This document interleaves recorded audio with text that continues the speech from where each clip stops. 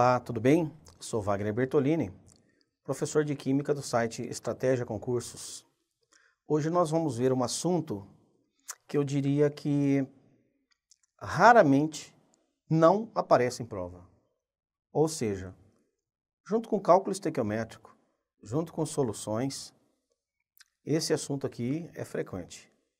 E existem muitos aspectos e vários tipos de equilíbrios químicos que você precisa conhecer. Mas de uma maneira geral, o que eu vou dizer para você é o seguinte: qual é a parte mais importante desse assunto? A parte mais importante desse assunto eu diria que é a introdução dele. São os primeiros momentos aqui, vamos dizer assim. Porque de uma maneira geral, a partir do momento que você entender o que é um equilíbrio e como é que você trabalha com a expressão matemática que vai trazer para você os cálculos numéricos de um equilíbrio e quais são as condições, que você pode deslocar um equilíbrio químico, não importa que tipo de equilíbrio seja. Nós vamos ver vários tipos de equilíbrios. Mas de uma maneira geral, todos eles serão dependentes dessa nossa introdução inicial. Certo? Então não precisa nem frisar que é muito importante que você saiba trabalhar com equilíbrios. Às vezes, eu já recebi e-mail, fórum, participação do aluno no fórum, questionando por que eu coloco cinética dentro das aulas, dentro do conteúdo, se o edital não pediu. É porque, na verdade, equilíbrio químico é decorrência da cinética. Você precisa conhecer a parte de cinética para depois você ter um entendimento do que é o equilíbrio químico. Por quê? A gente vai falar aqui de velocidade da reação direta, velocidade da reação indireta. Se você não sabe trabalhar com o cálculo de velocidade, ou pelo menos com a expressão, como que você vai entender? Certo? Fica um pouquinho mais difícil. Então, normalmente, se o seu concurso não pediu cinética e eu coloquei, é justamente para dar uma base.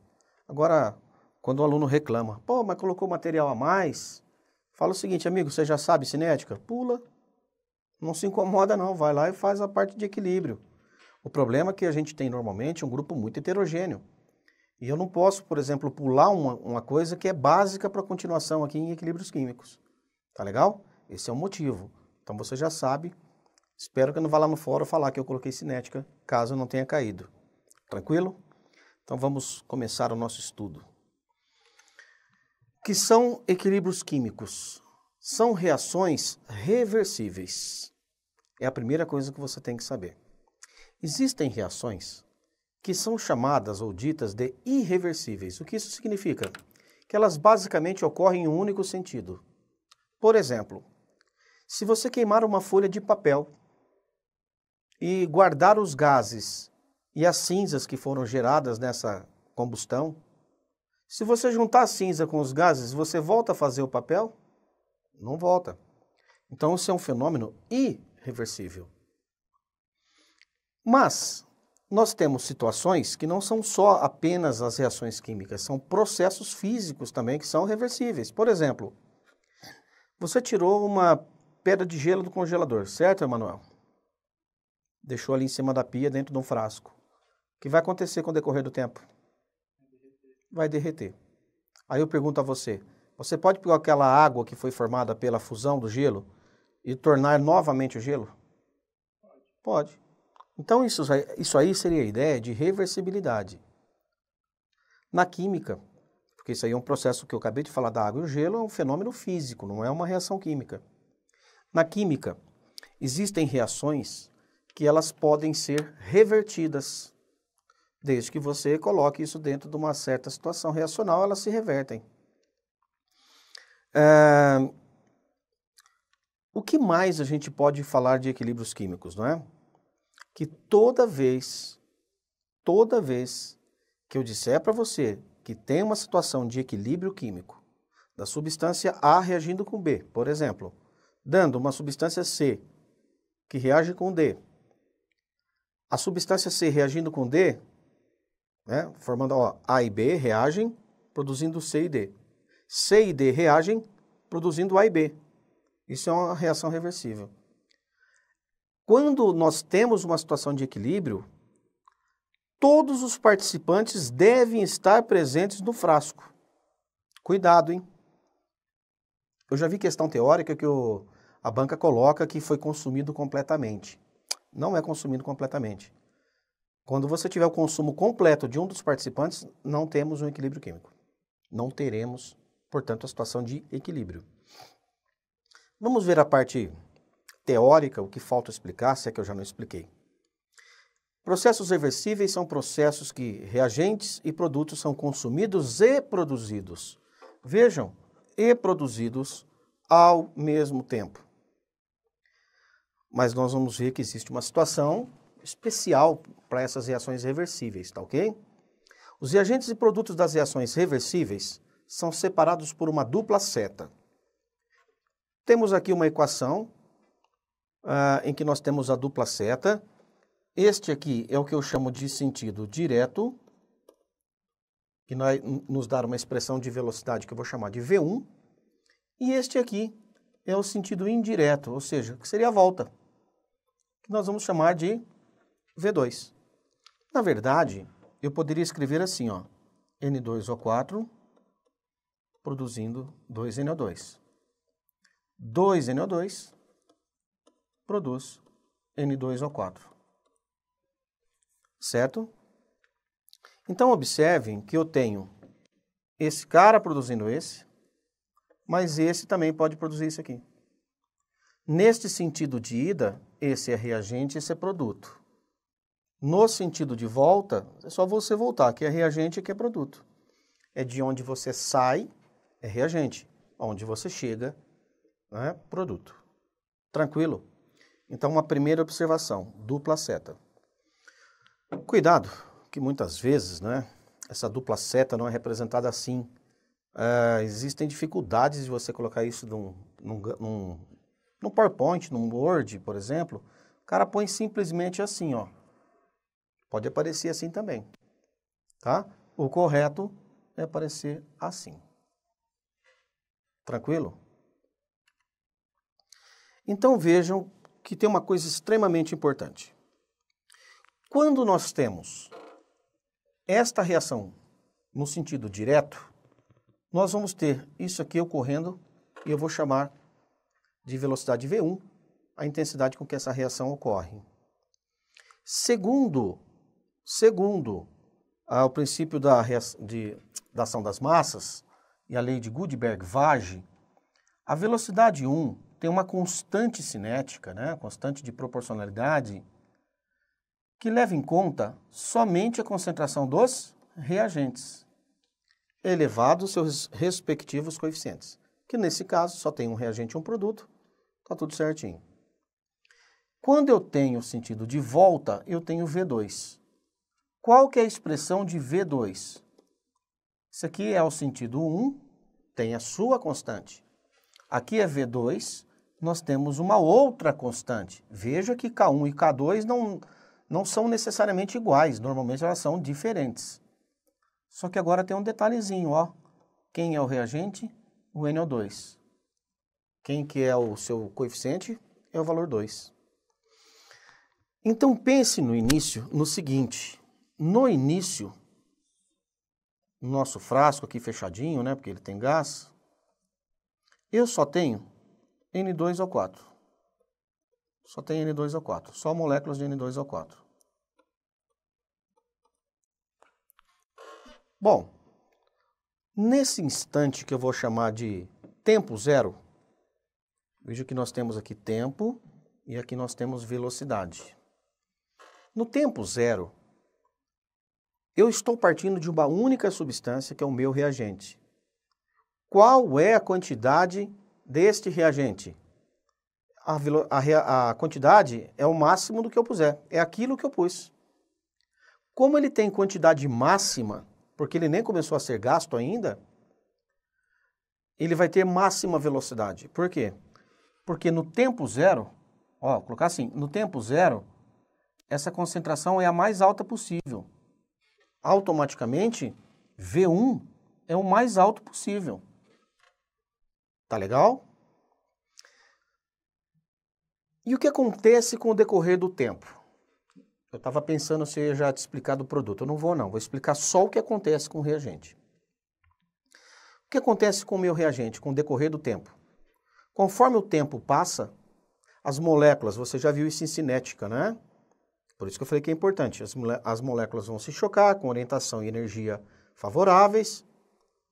E aí, essas moléculas reagentes começam a produzir um novo material, uma nova substância, que seria quem? NO2. Deixa eu até fazer diferente aqui. Vou mudar a corzinha aqui. Começa a produzir também NO2. NO2. Isso no tempo zero. Né? A partir do tempo zero, vou analisar agora só o reagente. Quanto mais o tempo passar, mais eu vou gastar do meu reagente, mais moléculas de NO2 serão produzidas. E o que vai acontecer? Vai ficando cada vez mais difícil a molécula do N2O4 se chocar com ela própria para fazer a reação ocorrer. Vou generalizar, por exemplo, ó, o A formando o B. Então, com o passar do tempo, a substância A vai diminuindo. Como diminui a concentração dessa substância, pense na expressão de velocidade. Se isso aqui vai diminuindo, a velocidade vai progressivamente diminuindo conforme o tempo vai ficando maior que zero. Tá vendo essa parte inicial aqui, ó? A velocidade no início é máxima, aí com o decorrer do tempo ela vai o quê? Vai diminuindo. Tá ok? Eu vou fazer uma paradinha aqui e agora eu vou começar a mostrar o outro lado da moeda. O que é o outro lado da moeda, professor? Eu vou explicar agora o que acontece com o NO2, que é o nosso produto. Seria, por exemplo, a substância B. Quanto que eu tinha no início, no tempo zero do NO2? Quanto eu tinha lá dentro do meu frasco? Olha lá. Tinha nada, né? Então, qual é a expressão da velocidade? V2 é igual a K2 vezes zero. Se eu tenho zero, quanto que vai me dar a velocidade? Zero. Aí, com o tempo decorrendo, lembra que os reagentes iam sendo consumidos? Começava a produzir NO2. Aí começa a produzir NO2, começa a produzir NO2, e vai produzindo NO2, e vai produzindo NO2. Conforme o tempo passa, mais NO2 é produzido. Automaticamente, o que acontece com a concentração do NO2? Progressivamente vai aumentando. Se eu vou aumentando essa concentração aqui progressivamente, eu vou aumentando essa velocidade também. Então, olha o gráfico da velocidade inicial para a produção do NO2, ó, ou minha substância B. Com o tempo vai aumentando, com o tempo vai aumentando. Então vejam que eu vou fazer aqui uma ideiazinha bem idiota, mas é isso, ó. Esta mão é o reagente. Vou analisar a velocidade dela em função da concentração. Esta mão aqui, produto. Então no início é máxima a velocidade do reagente e é zero do produto. Com o decorrer do tempo, ó, apareceu aí, Manuel? Ou saiu do foco? Ó, começou a diminuir um e aumentar o outro, até o momento aqui. O que aconteceu aqui, Manuel? Se igualaram. Então, conforme o tempo passa, esta velocidade vai aumentando, esta velocidade vai diminuindo. Chegou aqui nesse instante, elas se cruzaram, ou seja, elas se encontraram. A partir desse instante, nós vamos dizer que aqui atingiu a situação de equilíbrio. Equilíbrio. Ali ocorreu o equilíbrio. Quando ocorre o equilíbrio? Quando a velocidade direta da reação direta se iguala com a inversa. Poderia pensar assim, quando V1 se igualar a V2. Aí, moçada, pensa o seguinte. Supondo que 10 moléculas do A transformem em 20 do B, nós vamos ter essa cinética ocorrendo sempre nessa proporção. 10 e 20, 10 e 20, 10 e 20 e tal. Chega um momento que nós vamos se igualar. Nós vamos igualar. Quando iguala, o número de moléculas de reagente que transforma em produto é igual ao mesmo produto que se transforma em reagente. Conclusões. As velocidades são iguais. Essa é a primeira conclusão que define equilíbrio químico. Segunda conclusão, que é uma das coisas mais batidas em prova na parte teórica. As concentrações de todos os participantes não variam mais. Se não variam mais, eu posso dizer que essas concentrações passam a ser constantes. Não caia na besteira que a prova faz você errar. Ele fala assim que a partir do equilíbrio, as velocidades são iguais, certo? E as concentrações dos participantes também ficam iguais. Elas não ficam iguais. Se, por exemplo, Manuel, um atingiu o equilíbrio com valor 0,8 e o outro com 0,3, vai ficar sempre 0,8, 0,3, sempre 0,8, 0,3. As concentrações continuam constantes. Agora, 0,8 é diferente de 0,3. Pergunta para mim se elas poderiam ser constantes e iguais. Pode, mas não é obrigatório. A definição obrigatória é que elas ficam constantes. Agora, elas podem ser constantes e iguais e podem ser constantes e diferentes. Essa é a indução que o cara vai fazer para você errar. Tranquilo? Então vejam que a partir desse tempo aqui, ó, em que as velocidades se igualaram, a gente fala que a partir desse tempo foi o tempo decorrido, né, o necessário ser decorrido para atingir o equilíbrio químico nas condições que a reação foi feita. Tranquilo? Uma outra coisa que eles podem te induzir é falar de catalisador.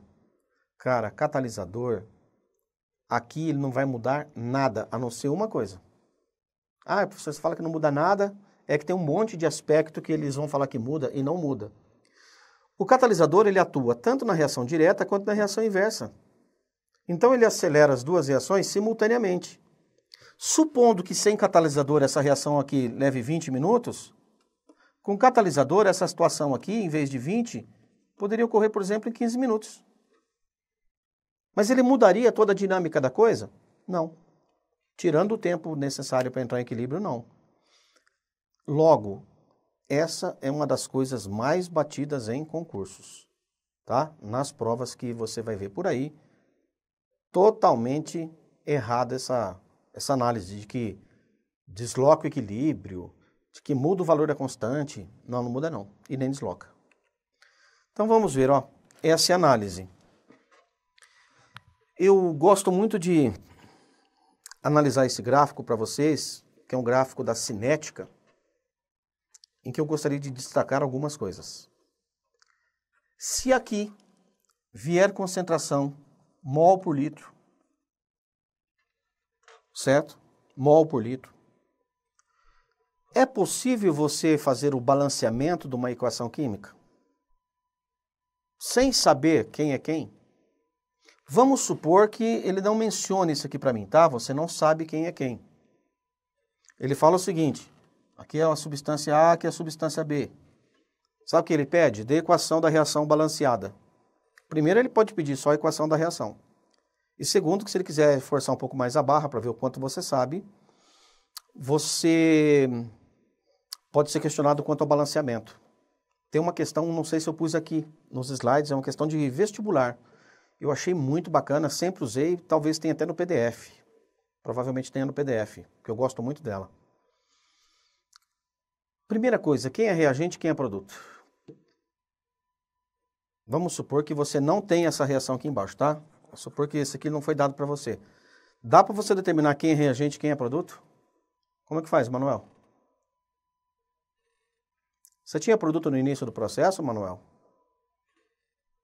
Tinha produto? Você só pôs o reagente? Você tem produto?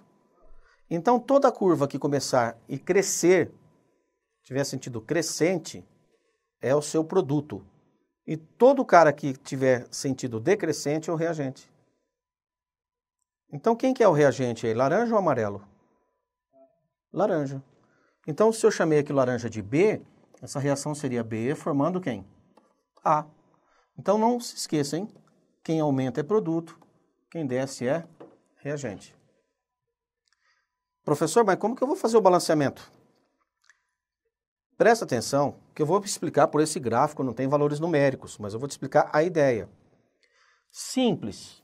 Você vai pegar aqui, ó, produto. Saiu do zero, por exemplo, e chegou até aqui para estabilizar, né? Não é essa concentração, que depois ele ficou constante. Então você vê quanto vale isso aqui. E o reagente você vê quanto vale isso aqui. Certo? Supondo que aqui fosse, por exemplo, 0,6 e aqui fosse 0,8, né? Então o R, que é o reagente, o laranja, baixou 0,8 e 0,6, você pega 0,8, 0,6, cria um valor inteiro. Divide isso aí por 0,2. Quanto daria? 4 para 2. Desculpa, 4 para 3. Logo, aqui seria 4, aqui seria 3. Você fez o balanceamento assim. Claro que eu improvisei aqui a questão, né? Quero te mostrar que é possível fazer isso. Já vi cair em prova e acho muito legal. Aquele cara que varia mais a amplitude de onde saiu para onde chegou ao equilíbrio, porque a partir do momento, ó, que nós temos esse pontilhado aqui, nós atingimos o equilíbrio. Agora eu falo para você o seguinte. A curva laranja coincide com a curva amarela? Ela está em cima da curva amarela? Não está. Significa que a amarela... outra pergunta. A amarela muda o seu valor numérico a partir do tempo de equilíbrio? Não, ficou constante. A laranja também, né? A partir do pontilhado ali, constante.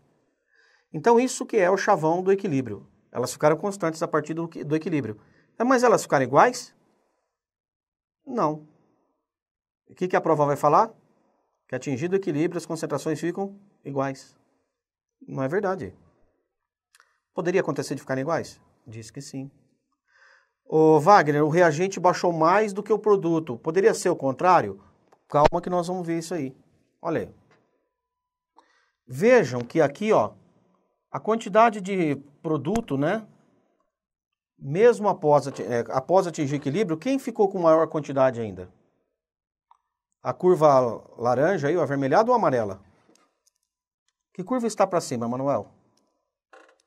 Nesse gráfico aqui. Que curva que está mais acima? A vermelha ou a amarela? A vermelha. Significa que essa reação sobra, após atingir o equilíbrio, bastante reagente e forma pouco produto. Certo? Então ela se equilibra ainda com uma grande quantidade de reagente comparativamente com o produto. A gente costuma dizer que esta reação ela não tem muita tendência a formar produto. Certo? Então aqui você tem reagente a mais do que o produto. Aqui, o que aconteceu aqui? Reagente igual a produto, a concentração, após o equilíbrio. Certo? E o que aconteceu aqui? Reagente, vou só manter a relação, menor que produto. Certo? A grosso modo, a gente fala assim, a grosso modo, quando você tem esta situação, não forma muito produto. Quando você tem esta reação aqui, ó, essa relação, significa que você vai ter basicamente 50% de rendimento. Porque eles estão na proporção de 1 para 1. Então gastou metade do que tinha e formou metade do que poderia formar no total quando se atingiu o equilíbrio. Agora, e esta reação aqui? Veja que o produto, né, o reagente diminui bastante e o produto forma em quantidade maior que o reagente. Então aqui o equilíbrio, ele fica assim, estoca pouco reagente e forma muito produto. Essa é a ideia. Tá? A terceira, a de baixo.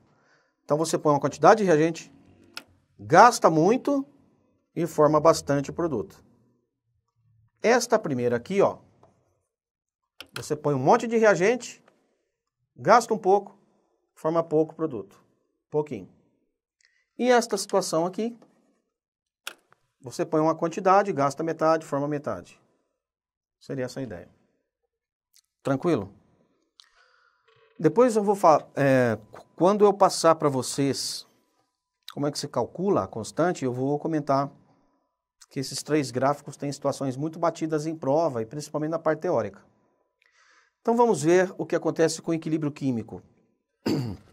E eu faço questão de colocar a seguinte palavra: equilíbrio químico dinâmico. Dinâmico. Por que ele é dinâmico? Porque ele não para. Se ele não para,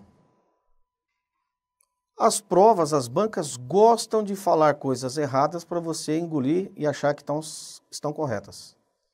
E é isso que eu vou discutir aqui, ó.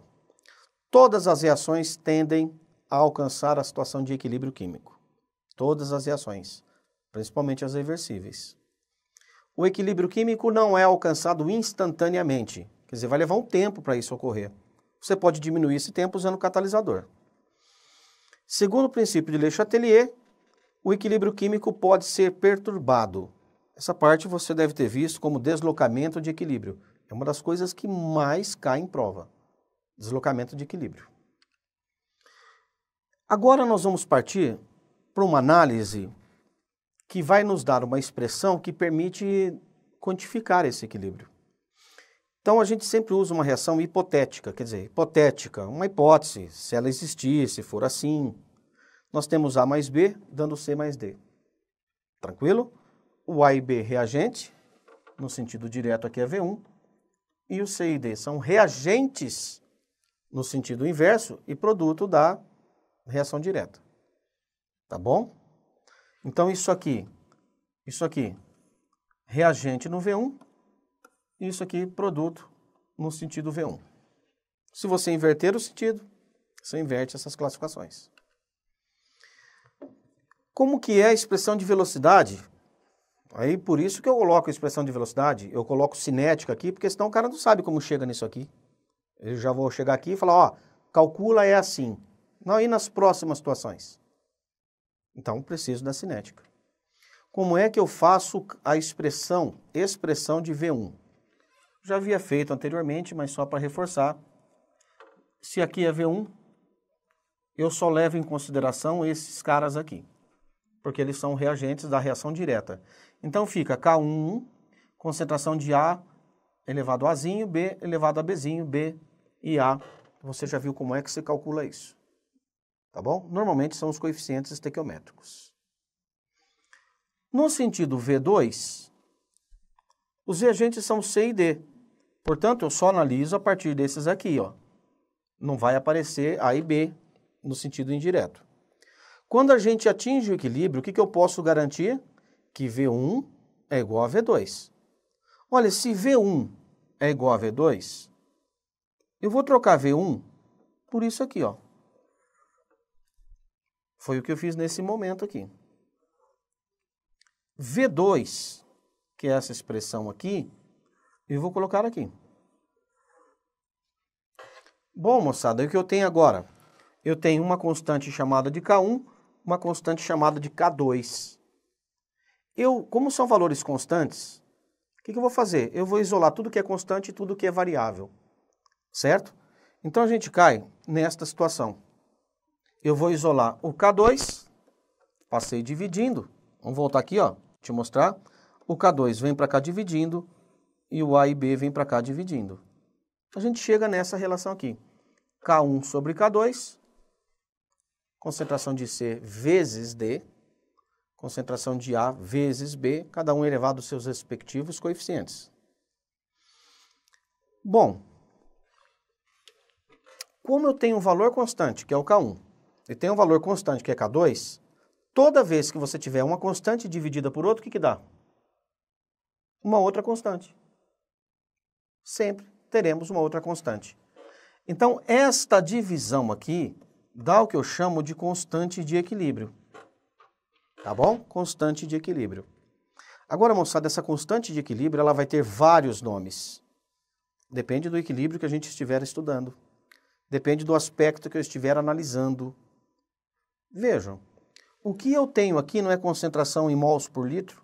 Concentração mol por litro, concentração mol por litro, concentração mol por litro? Então, essa constante de equilíbrio,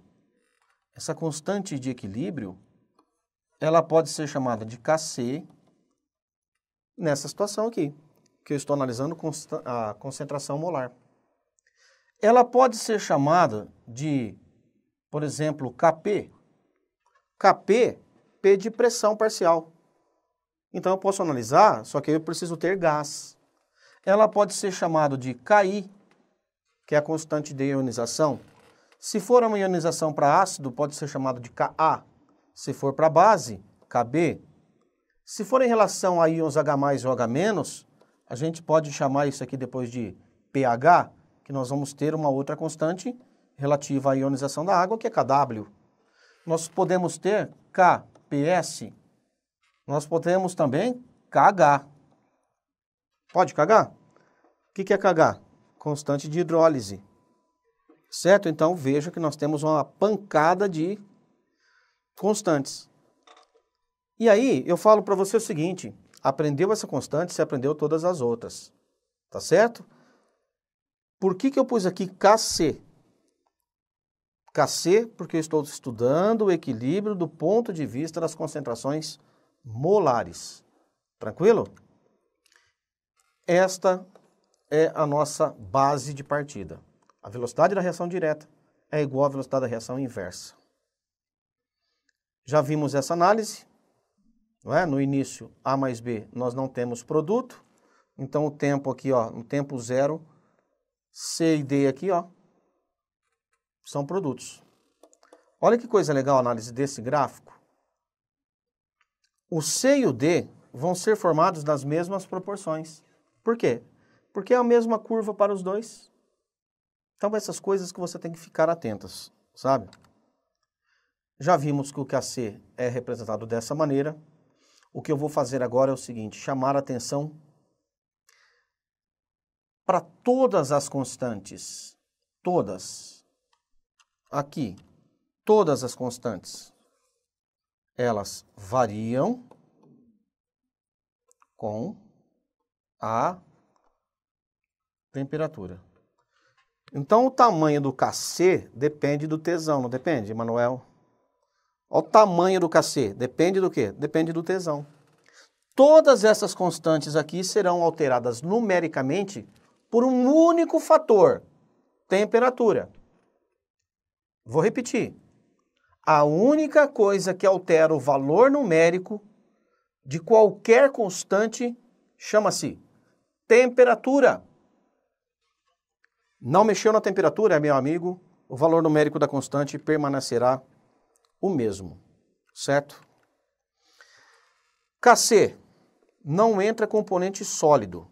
Por que não entra componente sólido e uma coisa que eu vou mostrar também, concentração de líquido? Porque essas concentrações são o quê? Constantes. Então vejam, se eu pegasse aqui um participante, ó, não entra na expressão da constante. Não quer dizer que você não possa colocar um cara no estado sólido, pode sim. Então se aqui eu tenho um sólido, esse sólido tem uma massa, e isso aqui vai me dar um número de mols. Se eu cortar esse material ao meio, eu vou ter metade da massa e vou ter metade do mol. Concorda? Porque se eu diminuo a massa pela metade, eu vou diminuir o número de mols pela metade. Então, como é que a gente calcularia aqui a molaridade? É o número de mols pelo volume. Esse volume aqui ocupado é o dobro desse. Então, aqui esse volume também cai pela metade. Automaticamente, quando você calcular essa molaridade, você vai ter N sobre 2 dividido por volume sobre 2. Olha, você vai ter aqui a multiplicação de frações e isso vai dar exatamente isso aqui, ó. N vezes 2, volume vezes 2, cancelou. Por isso, toda vez que você trabalhar com o sólido e alterar a quantidade do sólido, você altera a sua quantidade, mas você não altera a sua concentração. Quando você fala que ele não participa, é porque ele vai ser sempre o quê? Constante. Então você pode retirar o sólido da expressão ou trocar pelo valor 1, porque a relação do início e do fim vai ser constante. Tranquilo? Então esses são os conceitos iniciais. Eu vou dar uma paradinha aqui para a gente continuar depois no próximo bloco. Tá legal? Um abraço.